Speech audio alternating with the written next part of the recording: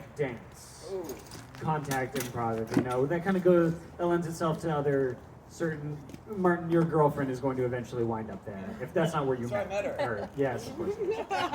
Yes, it sure is. These people come in, and like this guy in particular, what an asshole. And I wanted to say to him, do you practice nonviolent communication? Because I'm sure the answer would be like, yes, I do. And then I would say, what's that like? And punch him in the gut. I think about that a lot. I almost had a dream about it. The microphone is sanitized. I was going to talk a little bit about street harassment, but we don't have to. I don't know. You're looking at me because you brought up sexual harassment in the workplace. It can happen from anybody, It can happen anywhere. from anywhere. That woman in the mission. Constantly street harassing people, asking for their gold. She's on a mission, that one. No, nothing that one? Okay. But it made me think, I used to live in Bed-Stuy. I didn't know if I mentioned this. I lived in New York. I used to live in Bed-Stuy. That's what first wave used to mean to me before the pandemic. It's like I am a member of the first wave of gentrification. First wave. The Starbucks replacing the Family Dollar. That's the second wave of gentrification. And then we go from there. But yeah, there's a Family Dollar across the street from my fucking high-rise apartment that had a home theater built into the basement for all the tenants. I just looked at it every day being like, keep holding on, baby. One more day. One more day, you got this. Come on. And then I would walk to the train, and on the way there was a mural, the C-Town, which is like a grocery store there for people who don't want food, but they do want to feel full. The C-Town, the whole wall of it was painted with this like, street harassment is a crime. Like zombies walking, going like, "Hey, you dropped something, your smile," or like, "Come on, baby, like, where do you want it, baby? Where do you want it?" It was like a really powerful, great mural, and there were these two dudes who used to hang out in front of it, leaning against it, catcalling women. And I was like, God fucking damn it, New York! Like that's the beautiful thing about New York City. It's also the terrible thing about New York City. But I think about that mural all the time. When I was entering the workforce, and this is going to be the last thing I say, although, oh no, you're coming up? I might go on for a little while. When I was first training in the workforce, I went and worked for Safeway, which is a grocery store company for people who don't know what food is but want to feel full. And yeah, they're all over the place. It's very corporate, so they have a very corporate training program. And one of the parts of their training program. Please welcome to the stage, Tom. No.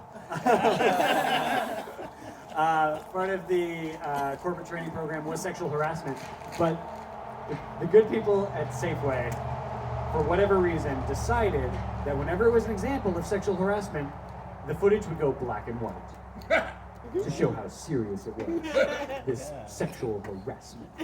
And normal interactions would be in color. So like they would be like, "Hey, Cindy, what time do you get off work?" "Oh, I don't really want to say. I gotta go." And he's like, "Okay, I won't bother you about it. I'm not here to follow you home and harass you." She'd be like, "Great, thanks," all in color. And then it would go black and white. You're like, "Hey, Cindy, what time do you get off work?" And she'd be like, "I don't want it." And he'd be like, "Fuck me." And like,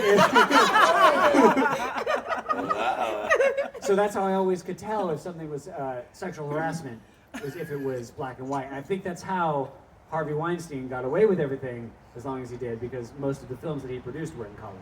So nobody could tell. How do you think about the Wizard of Oz? The Wizard of Oz? Well, the Wizard of Oz, so Auntie M, no, this is important.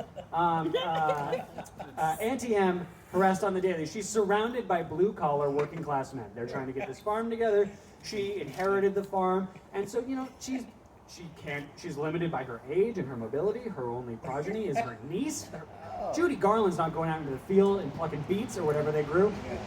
And so when we go to color now in the wonderful land of Oz, who is the person in charge? Who's the person that everybody is terrified of? The Wicked Witch of the West. A woman is in power. We are living under a matriarchy. Sexual harassment does not exist, and there is opium for everyone. At the end of the film, they return. It was all a dream. It was a fantasy. You'll always be harassed forever. I'll get you, my pretty, and your little dog too. Tony was coming in through. I don't know. Not bad for a riff, I think. Not bad. George, thumbs up, thumbs down. I was talking about George. Please welcome to the stage, the one, the only, the lone. Actually, I have another. Tom Wolf! You didn't mention who was on deck, though. You've done that before. Wasn't there an on-deck person? No? Yeah, it's her. Oh, okay. The same thing happened before. Yeah, the NPC. I think you're a player. I think you're an actual player. Anyway. Thanks, Tom. Yeah, you're welcome. You're welcome. You're a player. Tom Wolf, ladies and gentlemen. Yeah, okay, that was it.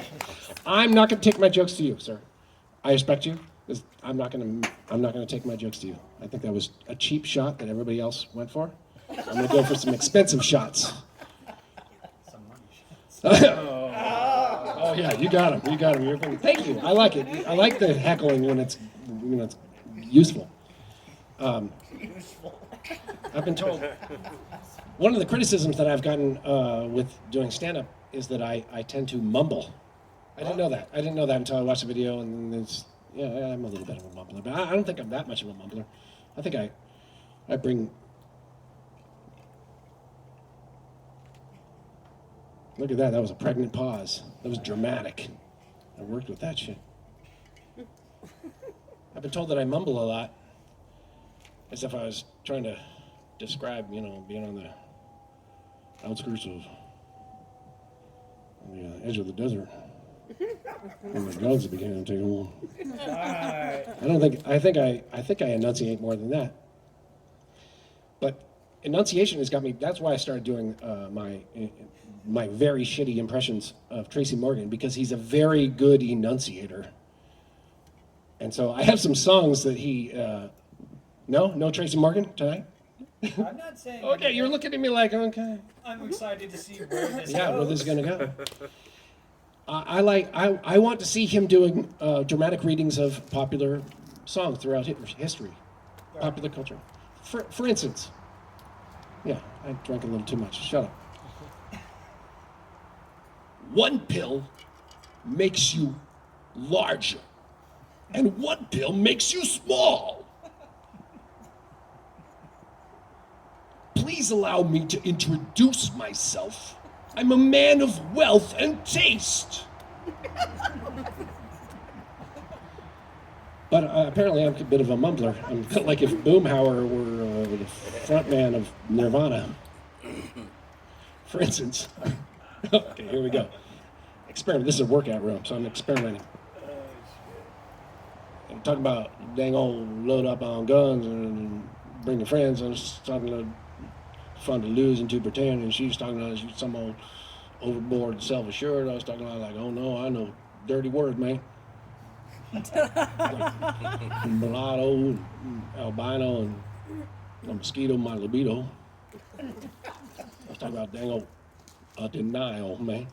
Like that's a denial. Like, I deny y'all at Denio's Farmer's Market. See, I am the Bo Burnham of Nevada County. I do the musical shit. Nobody believes me.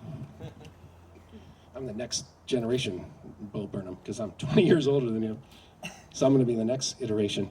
I was going to talk about porn. I was talking about it a couple weeks ago, but I'm going to do it in a gentle way. I'm not going to reference anybody over there at all. I'm not going to look over there. But I've discovered there's like classism and stuff. There's weird, the difference between going on the Pornhub community, the stuff that's done by people, as opposed to the professional porn. And I'm done with professional porn. I'm done with it. I'm done with looking at like a story setup, and they're clearly cutting between scenes. Like if you've done any short film, people around here, you've probably been involved in some short films or in school or whatever. It takes a long time. That one scene, in the gym room, took all day. It was a 5-minute sex scene, but it took all day to shoot it. It was craft services. There's a fucking boom mic right outside the frame. Like, that just doesn't work for me. I need the real thing. But I do appreciate. I'm starting to appreciate in the professional porn the little that I see, little like 7-minute segments that are free, and they're chopped up. They give you it's 7 minutes, but 5 minutes of it are setup, story. That's important. And then it's chopped up 2 minutes, and you have to pay 25 cents a day with your credit card, which I do not suggest anybody do, in order to see the 32-minute full version. But, the setup is like, like the stepdad is waiting up for step teen to come home. He's like, he's wearing his suit and tie. And it's, dark 30 in the morning, except it's obviously daylight, because that's what you shoot. That's the best way to shoot. You got to use the daylight. But she's sneaking in, and he's waiting up. And I'm looking, and there's a story unfolding, but in the background, have you ever noticed the houses that they work in, these professional porn? I'm like, oh my Lord, look how clean that place is. Just immaculate. And look at how high the ceilings are. Look at that fucking staircase. Are you kidding me? It's very distracting to me. I'm trying to pay attention to the story.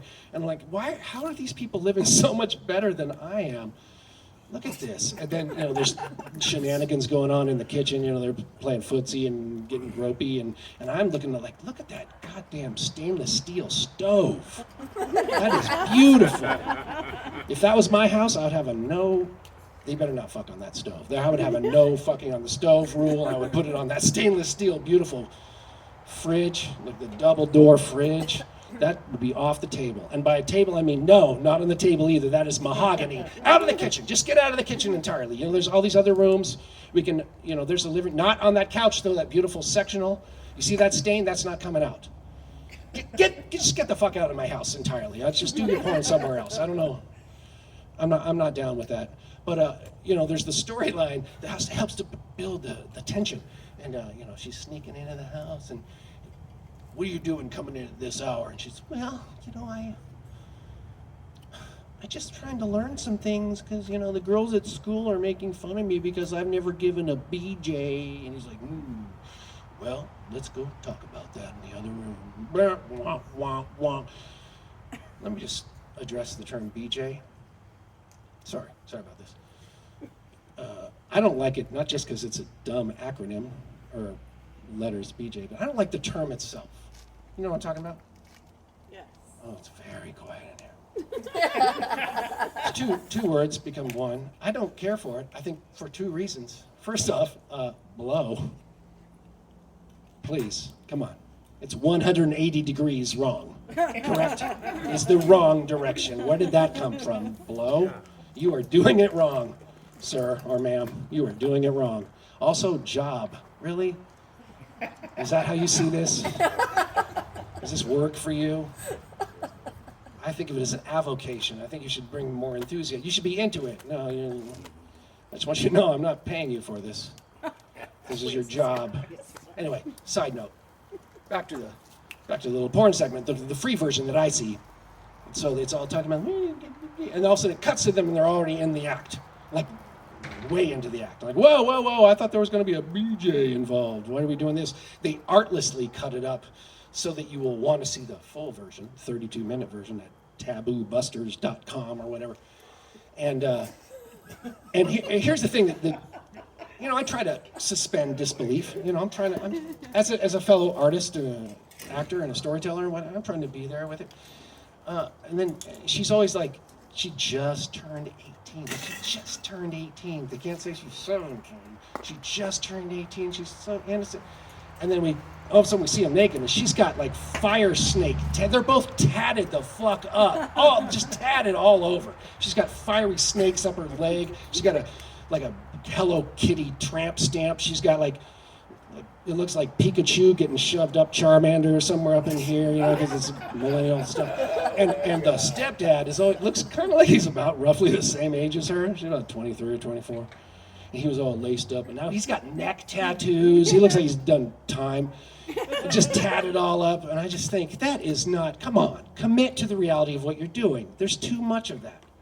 I know it's a millennial thing, but you're gonna realize it's at some point.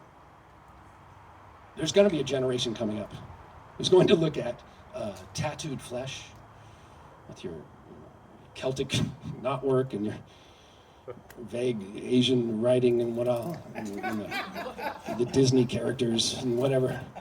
And they're going to see that as the way we look at like boomers with their tie-dye, hey man, whoa, it was really cool, it was edgy. They're going to look at that and be like, oh, that's what old people used to do.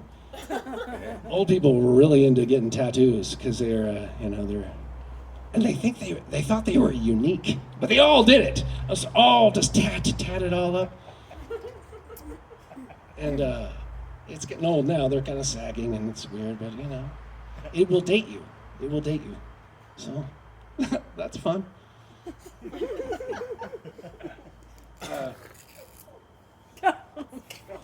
But it undermines my. I want to believe the story, okay? I want to believe the story, and I'm not believing it. And I feel like, as a consumer of free material, I feel a little ripped off. So that's why I'll leave that. Not one of my best sets. I got through it. Tom Wolf, everybody. That was my favorite of your sets. All right. So, George,